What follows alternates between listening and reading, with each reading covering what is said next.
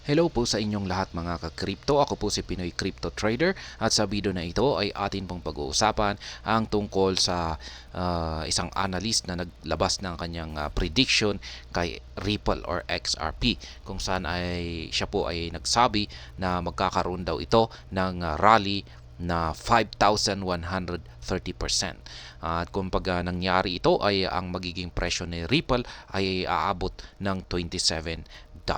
Kaya yan, sabi niya rito ay in an imminent, mangyayari po ito in an imminent break above 6-year trend line. Ayan, at makikita po natin ito mamaya. Pero bago pa tayo magpatuloy, ay nais ko po munang bigyang linaw ang aking disclaimer kung saan ang nilalaman po ng video na ito ay hindi po ito isang financial advice. For education and information purposes lamang po ang layunin nito. Maliban po dito ay nais ko na rin pong magbigay babala na wala pong kahit anumang group chat ang Pinoy Crypto Trader. Ayan.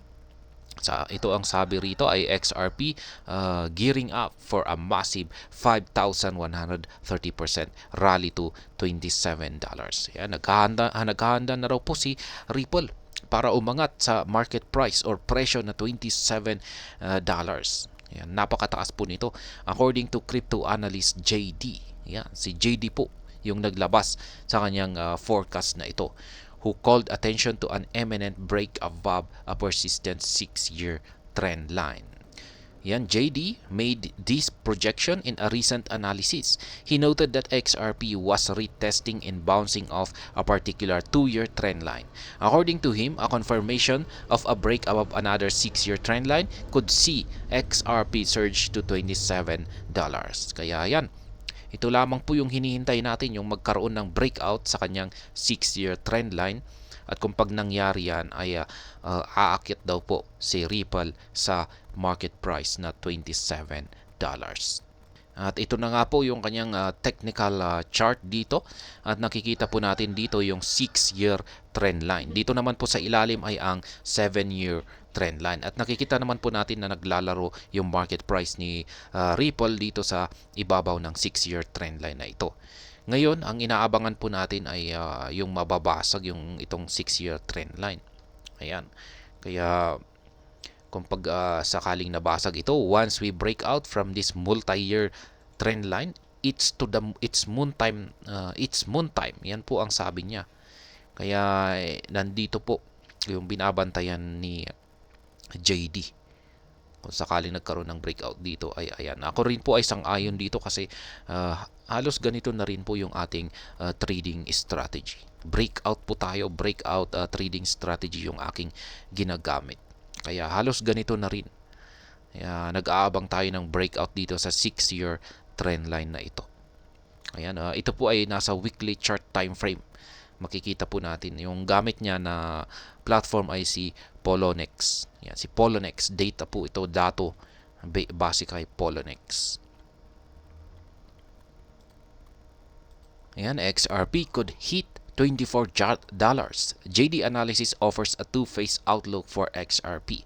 Initially, JD predicts a further dip for XRP, potentially retesting the borders of the original 7-year lower trend line during this correction.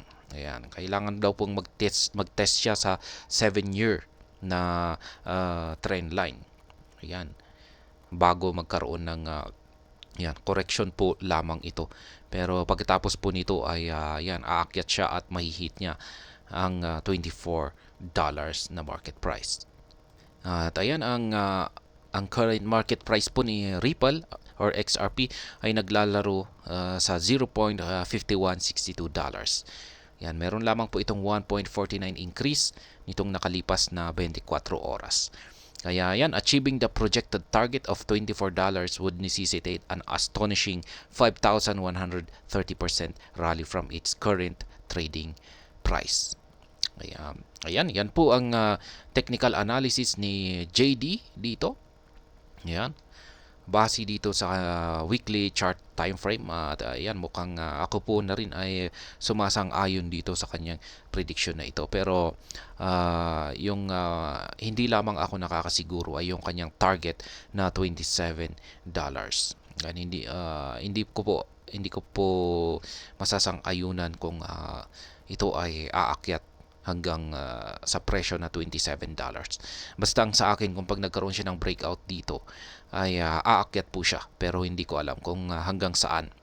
Yan, siguro yung possible target lamang natin ay yung sunod na resistance line natin sa itaas. At yan po ang aking masasabi dito, at hanggang dito na lamang po tayo sa video na ito. Sana po ay inyong nagustuhan ang aking paliwanag dito. Kung inyo po itong nagustuhan ay pakiclick lamang po ang like button nito. Para naman po sa mga bago lamang dito, kayo po ay aking inaanyayahan para mag-subscribe. Pakiclick na rin po ang bell icon nito dahil ito po ang siyang magsisilbing notification nito sa mga bago kong videos na akin pong ina-upload sa aking YouTube channel na ito. Marami pong salamat sa panonood. Ingat po tayo lagi at God bless po sa ating lahat.